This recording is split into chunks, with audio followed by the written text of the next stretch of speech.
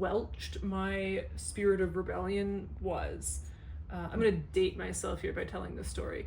So, what was the year that Titanic came out? Oh, that would have been like 97, 98? Yeah. Okay, so that was the year. In our fractured social media environment, it's hard to convey how important Titanic was in the cultural zeitgeist of that year. Especially, I would assume, among girls of your age. Teenage girls, which is what I was. Yeah. It was the only thing that was talked about. It was the #1 movie for like 5 months in a row, which is just unheard of. Yeah. And this is the days back when you couldn't watch anything on demand. Like, you had to go to a movie theater and buy a ticket. Mm-hmm. And theaters were selling out. It was on every newscast. It was talking about how big this movie was. Being a teenage girl, I was a homeschooled kid. I had limited opportunities to talk to other teenage girls, but I went to Sunday school and 4-H. Those are like my two. 4-H. My two. I was vice president of my 4-H club. I'm not surprised. Yeah, leader from the start, and look where I am now. And I wanted to see that movie so bad because I wanted to be able to talk to other kids. I wasn't like into boat movies. I just wanted to be able to talk to the other girls in my limited social environment about the only thing anyone was talking about. Into boat movies? You know. Yeah, okay. The Wreck of the Fitzgerald? Yeah. U-571, the hunt Das for, Boat. The Hunt for Red October? Yeah, that's what everyone else was talking about. Anyway, I desperately wanted to see this movie. And it was PG-13, I believe. Okay. Which meant that I couldn't see it. Even though you were over 13? Even though I was over 13.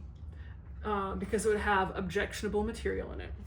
And I begged and begged and begged my parents to let me see this movie. And they finally said, all right, your dad will go see this movie.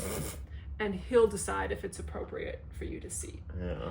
And so my 50-year-old father went to go see this movie, and the entire objectionable content is like paint me like your French girls. Mm-hmm. So this kind of like nude life drawing scene. Yeah. And then like everyone fucking does that. Yeah. When I say Titanic or talk about this story, everyone goes, there's no sex in that movie. And then they like do this. Yeah.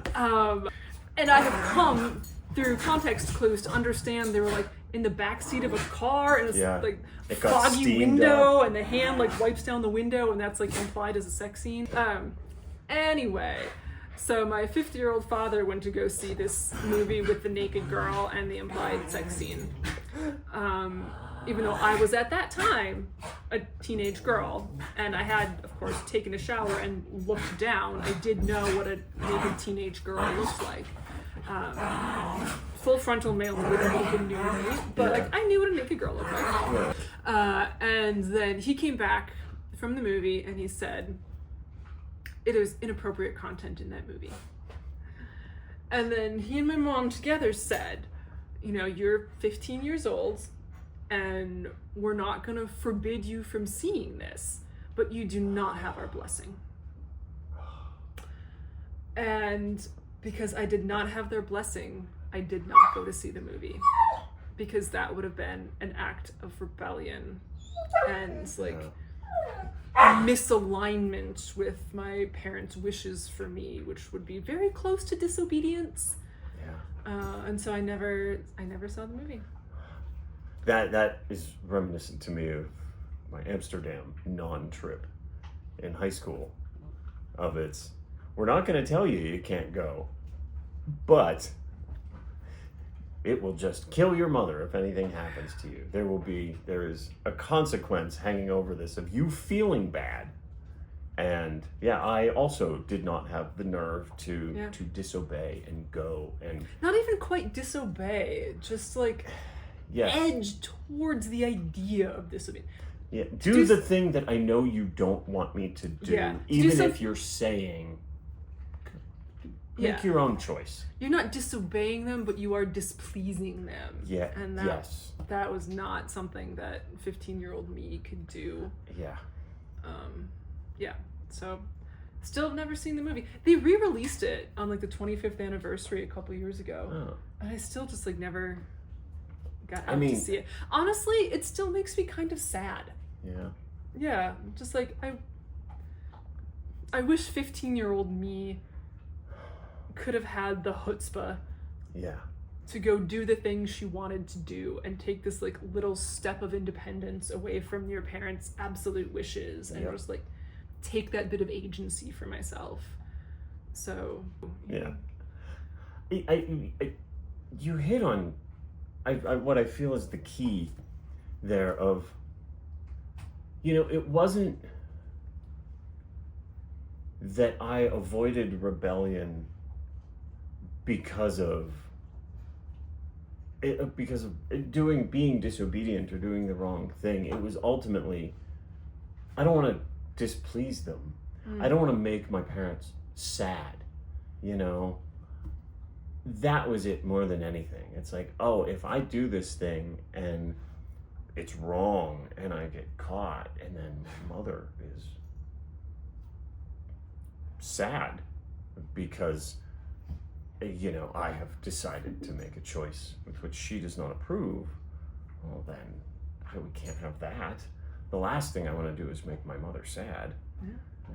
Well, see, I never had any like idea about making my parents sad. It was entirely this like religious and spiritual mandate that I wasn't making my mom sad, but boy was I making my heavenly Father sad. Yeah. If I was out there just sinning in rebellion against my parents' wishes. Like I had eternal rewards to pursue and eternal consequences to avoid, but which is a lot for a 15-year-old to be sorting through eternal consequences over a boat movie, right? Like why was it ever that consequential?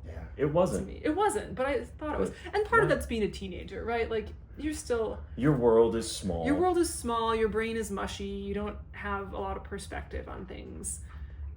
So I mean, everything's a little melodramatic when you're a teenager, but even in that context, that's a lot to pile onto a 15-year-old. Yeah, but I guess that makes sense. The kind of umbrella under which your family lived was Jesus and God and adherence to his will with a capital H, whereas my family, at least from my perspective, it was my mother's sorrow was the umbrella under which we all lived.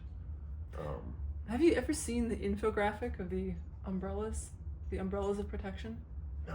This is something that goes around in like fundamentalist circles. It's literally a picture of like babushka dolls, stacking dolls, but it's umbrellas, and you have the biggest umbrella, and that's God, and everyone's under God's authority. And you have the second umbrella, which is the husband/father. He's in charge of everyone else in the family. The third umbrella is the wife/mother, and she's in charge of the children. And the children are just down here with nobody. But the umbrellas of protection, and you can't go outside of those umbrellas of protection, or terrible things will happen to you, and it'll be your fault. You have to stay within those lines of authority. You say your decision to get divorced would be like the act of rebellion? The act of rebellion, yes, absolutely. Even getting married was an act of absolute submission. I did not want to get married. Like I remember waking up that day and going, get it over with. Just like there was no like joy or even excitement about getting married at all. I just didn't want to. But I also didn't know there was a way to say no to this pathway that other people wanted me to take, because can't displease them. You can't displease them. And also, like, when you are raised in this really limited environment, in this high control space, like, you are told from the cradle, like, this is what is going to happen. You are going to grow up. This is your assignment. This is your assignment. And like every single story you hear reinforces that narrative, and every single person you know has complied with that narrative. Like there isn't a wild card in here that gives you ideas there's some other way. So I was not rebelling by complying with that. So getting divorced was probably my biggest, I would say the thought of it was the first and probably the more significant rebellion, just to say, I could leave. I could leave. I could just... You have agency. Yeah, I could just jettison this whole putrid package and walk out of here. I could do that. Yeah. And then it took me, another year and a half, 2 years to like have the courage and the resources and like straighten out in my head if I could live with the consequences. Yeah. But yeah, that was the ultimate rebellion. Yeah. Yeah. Which started a long series of rebellions. A long series of smaller rebellions. Yeah. Yeah. But it's very, very hard to get out of that mindset. Yeah. Like, especially, when you grow up with it, like, it's wired in there. Like, your brain lays down all those neural tracks, and it's really hard to rewire it when you're an adult. Yeah.